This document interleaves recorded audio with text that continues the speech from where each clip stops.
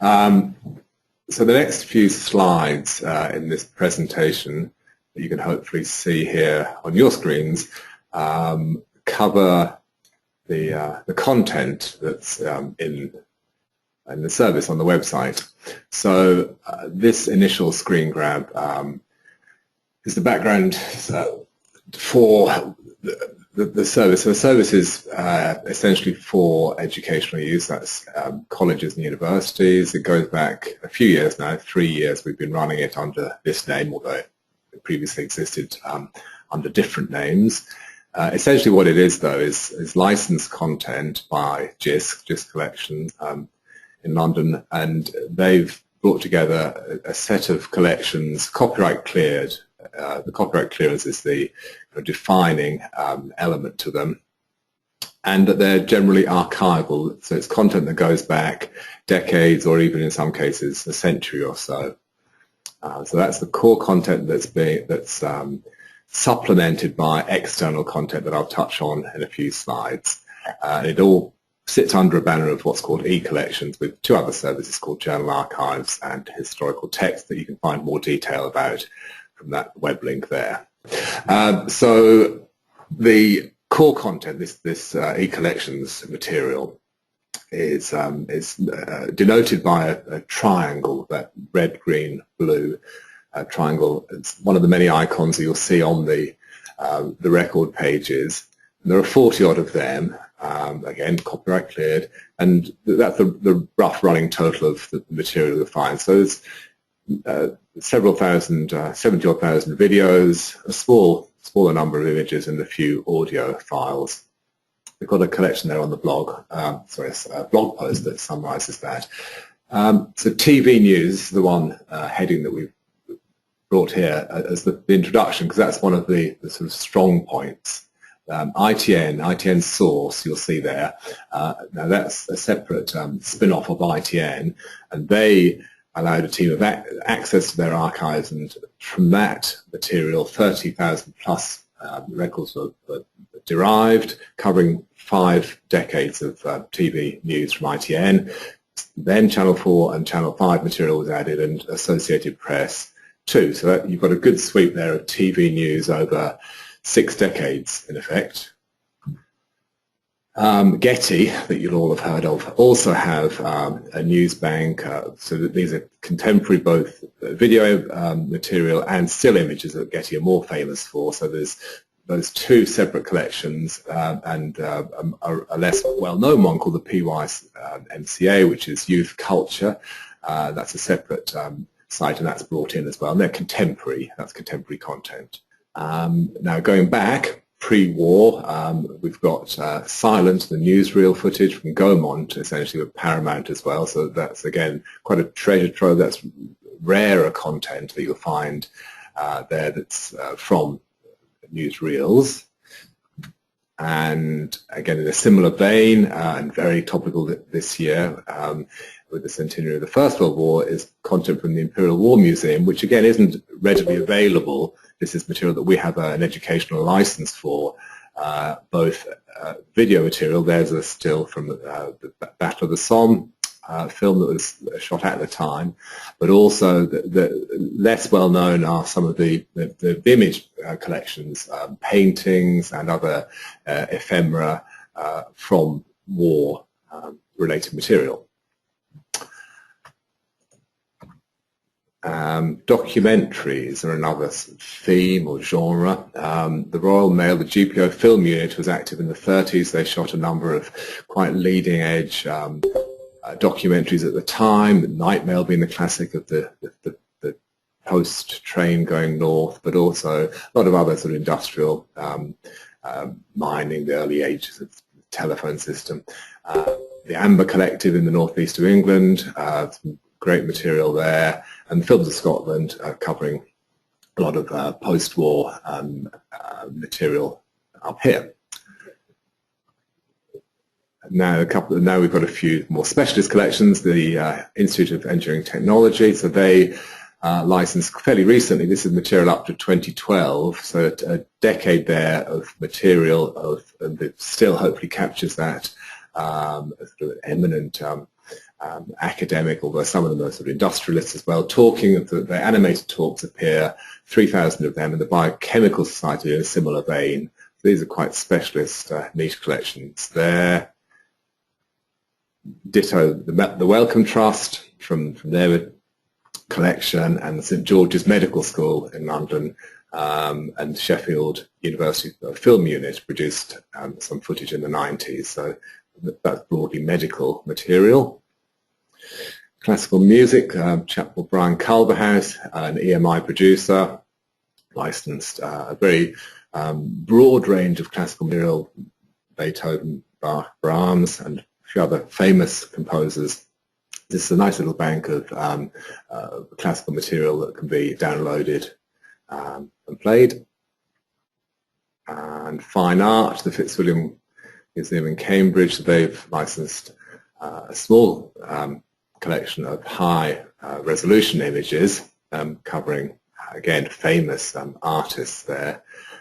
And I'll mention them again in a minute after this. I think the final slide's on design and architecture. That's right. So we've got Chapper, a leading architectural photographer, Francesco Troina. His Garbed is known, his collection of several thousand images, and the Brighton University Design Archive have a few thousand of their archive images as well. So the Fitzwilliam I mentioned here because they have a larger 70,000 image plus collection of what are called open data images. And this slide is about several of the external content collections. There are 11 in total, and you see the numbers are far bigger here, around a similar number of videos, 90,000 as opposed to 70,000, but over 1 million images, largely drawn from what's called the Culture Grid, the Collections Trust across Britain. So they've got a number of regional archives that they've brought together. First World War again, their poetry archive, and the LBC-IRN, there's a radio audio archive as well that really supplements the existing material. So I think this is where the final slide before I hand back to Viv is to show you the route into that. So what we put together there are a number of, sort of taster slides, but you can explore, browse in, and as users can, via the menu option in the service, and going into the by collection option allows you to drill down and examine each of the collections individually. Additionally, there are these other routes into examining the content by subject. So each of these collections, the licensed material can be seen, drilled down through a thesaurus-like option for subject browsing. Time, there's a timeline to allow you to enter searches and see it plotted over decades. Place, as you can imagine, the backdrop to that is a map option to see images plotted on a map. Learning materials, hopefully self-explanatory. We've got a number of case studies, reviews that enhance the material. Running stats, the most popular news film is the news footage. That's quite a strength, as I mentioned, and then finally advanced search. But now Viv will tell you a bit more about how to search the interface in more detail. Okay, thanks very much, Andrew, for that introduction to the content. So Andrew has mentioned the Explore functions that are available. I wanted to cover search, advanced search, and just some basic functions just to help you get started with using Jisc MediaHub. I thought it was quite important just to mention initially the search box that's available at the top of each screen. When you use the search box, you've got the option to search with keywords, as you would expect, but you can also uncheck the media boxes. So in this first box you see here, I've unchecked image and audio, so I'm just searching for videos. And the keywords that I've put in are Vietnam and Korea. When you search in Jisc MediaHub, using more than one keyword means that you get results containing any of those words. So in that example, I'll get results with Vietnam, results with Korea, and some results with both. So it potentially gives you quite a wide result set using more than one keyword.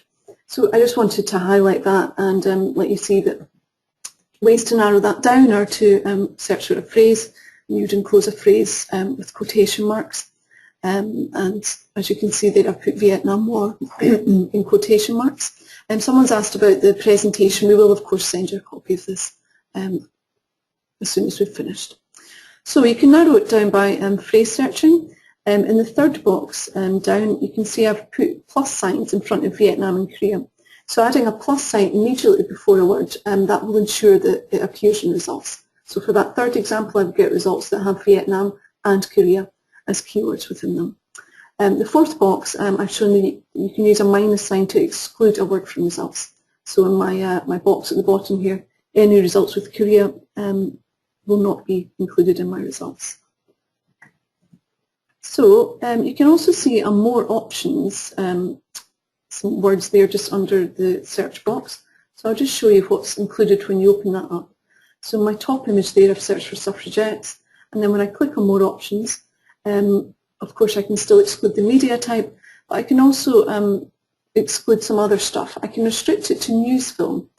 So we've grouped a lot of the content that Andrew mentioned, such as the TV news and the cine newsreels, are grouped in this news film genre. So you can tick that and it will restrict it to those type of collections. I can also restrict the access type. So I've said that I want to restrict it to just e-collections. So that's the stuff with the triangle, the stuff that's been licensed by Jisc and is all copyright cleared. So by ticking that, I won't get any of those external collections that Andrew mentioned. So it's quite useful to open up the more options box and tick those, and tick Jisc e-collections if it's only that copyright cleared stuff that's of interest. You'll also see at the bottom that there's an advanced search option there. So if I just show you some functions of the advanced search, you can make the usual settings such as saying what media type you want, what access type you want, but there's also a more specific keyword search. So you see at the top here I've given an example. So my results here would contain the word flight, they wouldn't contain the word right, and anything with aeroplane would be that matches that criteria would be included as well. So there's more specific keyword search, and you can also choose what collections you want. There's an area with all of the collections that are available, so I've selected the 2 Gaumont cine newsreels in my search here. You can have a date range search, which is really useful, and there's various other fields which you can use, which I haven't shown on this slide, such as subject, genre, duration, if it's a video and so on. And you can also choose how they're sorted, so you can see there's 4 options at the bottom box there. I've chosen proximity, so you can see on the map that I've sort of chosen an area west of London. So anything that's in that area would be at the top of my results list. So you also have something called a live result box on the advanced search page, and I've shown it at the bottom right of this slide. And from my selections that I've made, it's found 47 results searching across 2 collections. So if any of those kind of ways to narrow your search are of interest, the advanced search is the one to look at, and you can find that in the more options box or in the explore menu, which Andrew showed you earlier. Okay, so this is a typical results page. The results are displayed on tiles, so you can see a few of them on the right here. The results are sorted by relevance, and at the bottom left of the page you can change that to title, sort by title or date. The one here that MPs lobbied on Vietnam in the centre of the screen, can you see there is the description box to the left? That displays when you hover over any result. You can choose to hide those at the top right of the results box. There's a little option to hide that if you find them annoying, but if you don't, then it gives you a little introduction to the material. And there's also lots of filter options available on the left of the screen. So you can see in this one all the media boxes are ticked, so I could untick some of those to narrow down the results. And then there's other filter results underneath, so I can choose to only see ones for Jisc collections, and other filter options are things like to filter by collection name, subject, and so on. So on the next slide I've opened those up just so you can see the type of stuff that's contained within them. So if you look at the sort of second column here, I've opened up the boxes. So the second one, by collection name, you can see the types that the collections are coming up, and I can click on any one of those and that will filter my results down to that set. So I could click on ITV News, for example, and just see 33 results. That shows you the collection name and the subject. It's the one with the most records, which is shown at the top. So the top one we're going from the London Broadcasting Company with 50 results, and then they get progressively smaller as you descend down. Note at the bottom, we've got the by date box. I've opened that, and you can only select by decade. So if you do need a date range, it really is the advanced search that you have to try. I should also point out that you can select any combination from these boxes, but you can only select one field from each box. You can't select multiple fields within subject, for example. So what I've done here is just shown you an image from a full record, so the detailed record for this this Getty image video that we have here. So I just wanted to show you what's available to a user to do. So in this video record, for example, you'll be able to play just by clicking on the image. And there's also various buttons under the image. So moving from left to right, you can download. So there's 2 or 3 formats available for each video. There's a little share button here, so you can share via various social media websites. And there's also some citation guidance available in that box, which I'll show you in the next slide. There's a little plus sign there. So I haven't mentioned this one on the text to the right, but this is the mark function. So essentially that allows you to mark the record, and that will create a temporary list of marked items for you. But it won't store that, MediaHub won't store that list from session to session. If you do want to store things from session to session, the star icon at the bottom right, click on that and you can then bookmark the records and use some tags. But you do have to be logged in order to use that. There's been a process of our engineers adding higher resolution videos to the service over the course of this year. So they've now done about 60,000 or so video records have high definition video available. So what I just showed you on the last slide was the top half of the full record. So this is what you can view on the bottom half. So there's a description, metadata, there's a link to terms of use. You can see that in the top middle of the screen there. There's also a link to terms of use at the bottom left. Let me just try and highlight that for you. So we've got the link to terms of use there, and there's also a how to cite link there.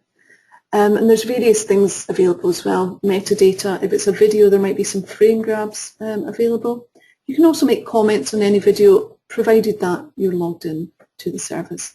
Now this other box at the bottom here is the, sorry for my scrolling on it, but just to highlight it for you. This is what opens up when you click either the share icon or the how to cite link. So you can see just the usual kind of icons for sharing, and it also gives a citation which anyone can use as well.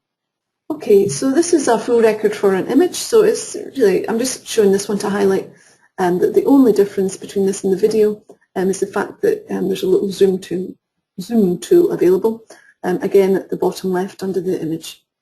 So for any image that's of interest, you're able to zoom in and see things in more detail. Okay, I mentioned the bookmark function, which is available from the full record page, so I'm just flashing up this to show you that it's really straightforward to do this. You have to be logged in, and the box comes up pre-populated with a title, a link, and a description and tags, but you can edit any of those fields and click submit. And then you'll receive a confirmation, this box at the bottom right here, just to tell you that it's been added to My MediaHub. So My MediaHub is another menu that you'll see underneath the Jisc MediaHub logo on each screen, and it's where MediaHub stores any bookmarks, comments, marked items that you add to MediaHub.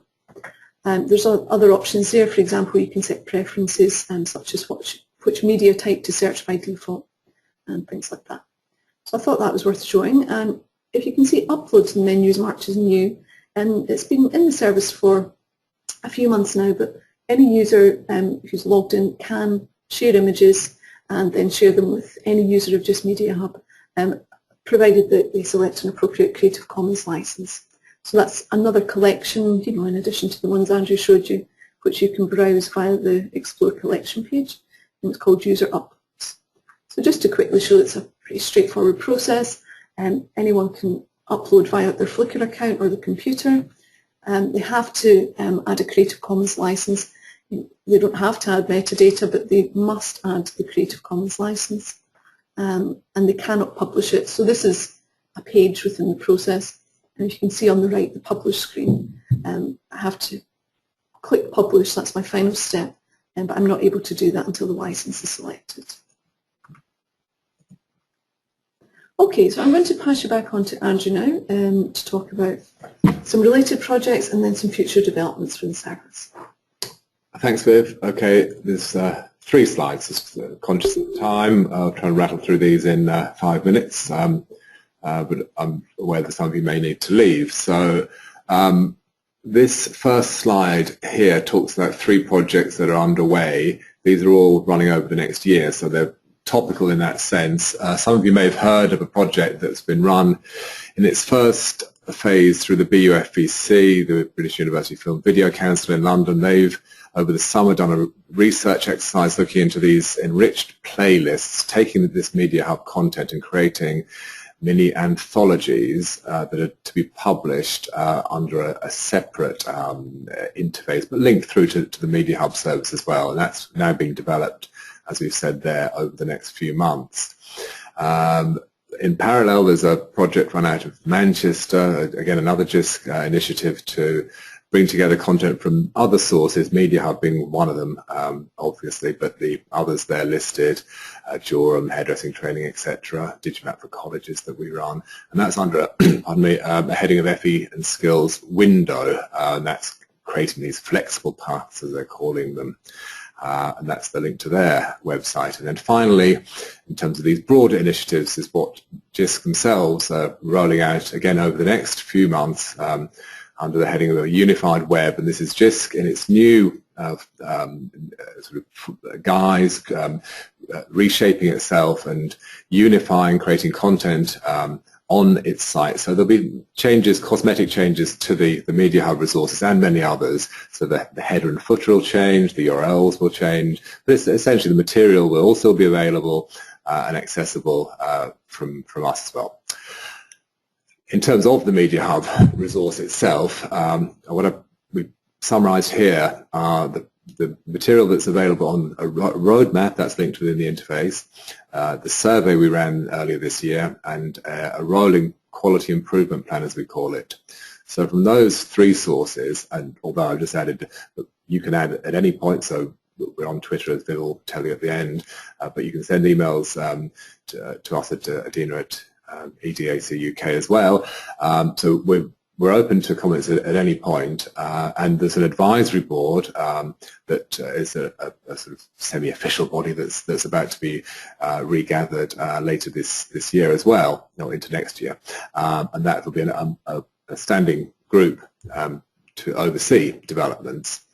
But from those sources, we've got headings such as extending access. We've got apps in development, iOS initially, and then Android. We've got simplification of the login process to align it to institutional systems, and then several comments that we've had about refinements to the interface. So we're working on those and refining searching and browsing.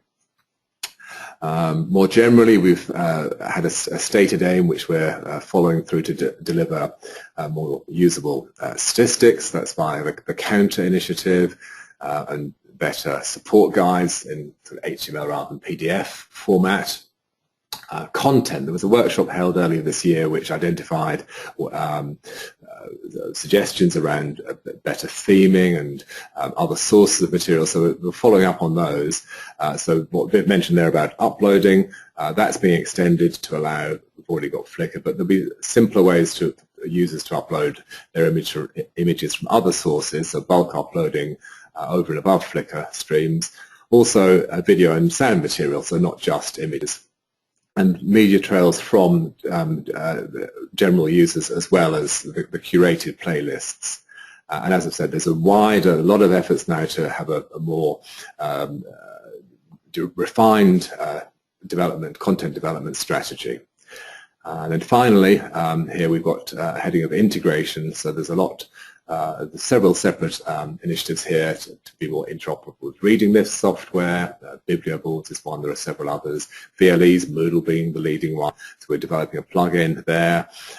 Linking through both to other sources such as the Joram site, discovery systems that you may have in operation at your colleges, universities, Summon, EBSCO Discovery.